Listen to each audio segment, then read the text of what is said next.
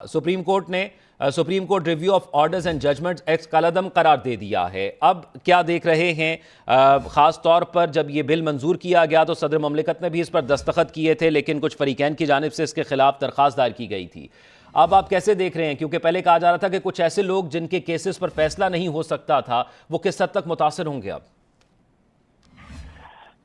देखिए, हमें ये देखना और समझना पड़ेगा कि ये एक्ट जो है हुकूमत लेकर क्यों आई थी। इस एक्ट के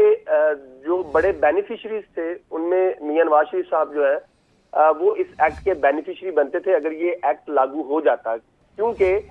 इस एक्ट में आइन के आर्टिकल 184(3) के तहत जो फैसले सुनाए गए थे उन फैसलों के खिलाफ अपील दायर करने का हक जो है वो दिया गया था। और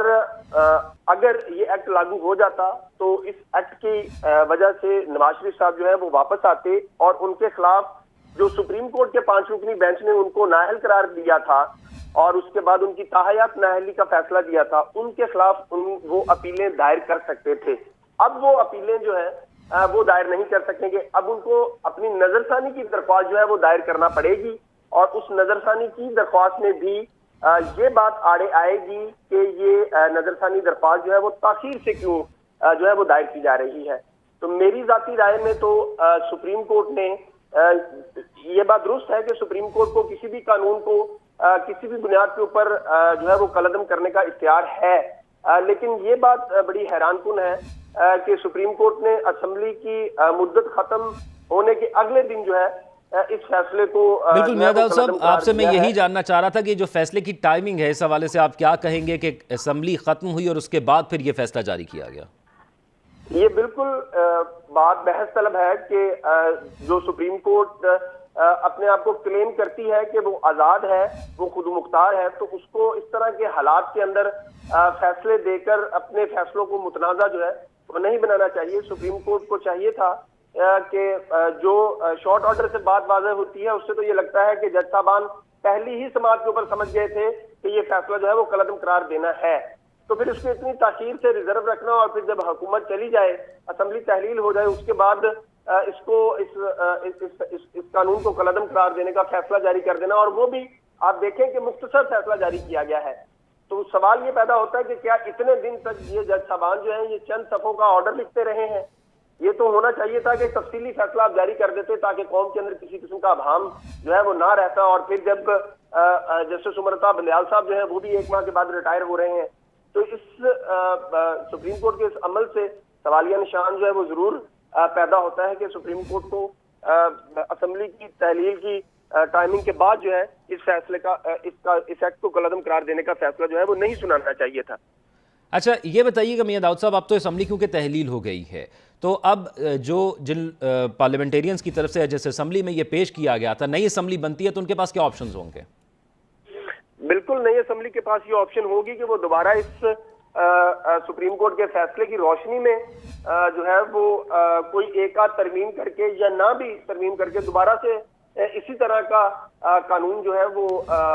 जारी कर सकते हैं, बना सकते हैं, लेजिस्लेट कर सकते हैं। उसकी वजह बड़ी बुनियादी सी वजह जो प्रॉब्लम पूरे पाकिस्तान को हमेशा से सुप्रीम कोर्ट से रही है वो ये थी कि सुप्रीम कोर्ट जब आइन के आर्टिकल 184(3) जिसे आम फहम जुबान में हम सारे मुफादे आमा की दरख्वास्तें या आजकूद नोटिस समझते हैं, उसके अंदर अगर सुप्रीम कोर्ट कोई फैसला कर देती थी तो उस जो मुतासरा बंदा था उसके पास अपील का हक ही नहीं था। तो मौजूदा असेंबली ने ये बड़ी बेहतरीन कानून साजी की थी कि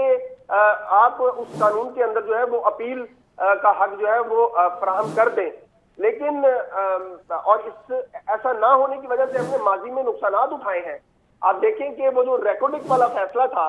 वो भी 184(3) में दिया गया था। अगर उसके खिलाफ अपील दायर करने का हक मौजूद होता तो उस वक्त हुकूमत जो है वो अपील दायर करती और बड़े जज साहबान जो है ज्यादा जज साहबान उसके ऊपर सुनते तो आज पाकिस्तान को अरबों डॉलर का जुर्माना अदा ना करना पड़ता। लेकिन सुप्रीम कोर्ट जो है वो अपना 184(3) के तहत जो इख्तियार है वो सरेंडर करने के लिए तैयार नहीं है। तो मैं ये समझता हूँ कि अगली असेंबली को भी चाहिए कि वो आए तो अवाम को ये हक दे कि 184(3) के अंदर जो भी फैसला होगा उसके खिलाफ जो है वो अपील दायर कर सकेगी और उस अपील को बड़े जज साहबान सुनेंगे। उसकी वजह ये है कि 184(3) के तहत जब भी सुप्रीम कोर्ट कॉग्निजेंस लेती है तो वो मफाद आमा की आड़ में लेती है या असूल नोटिस के तहत आड़ में लेती है। तो जब उसके अंदर फैसला आता है तो उसका असर जो है वो मफाद आमा के ऊपर होता है। तो मफाद आमा का डिसीजन करने के लिए कि ये मफाद आमा का फैसला दुरुस्त हुआ या नहीं हुआ, उसके लिए ज्यादा जज साहबान जो है वो बैठने चाहिए। 7 जज साहबान बैठे, 11 बैठे, 9 बैठे, फुल कोर्ट बैठे, वो फैसला करे कि मफाद आमा के तहत सुप्रीम कोर्ट के 3 जज साहबान जो है वो क्या खिलवाड़ जो है वो कर रहे हैं। दाऊद साहब फरमाइएगा, 7 शिकें थी इस एक्ट की, आपको क्या लगता है कौन सी शिक बुनियादी वजह बनी इसके कालअदम होने में? मेरी जाती राय में जो सुप्रीम कोर्ट ने जिस बात को टच किया है वो ये है कि आइन में तरमीम की जरूरत है। 184(3) में जो है वो ठीक है, इस फैसले के हवाले से मियां दाऊद साहब आपसे मजीद भी हम आपकी राय जानेंगे।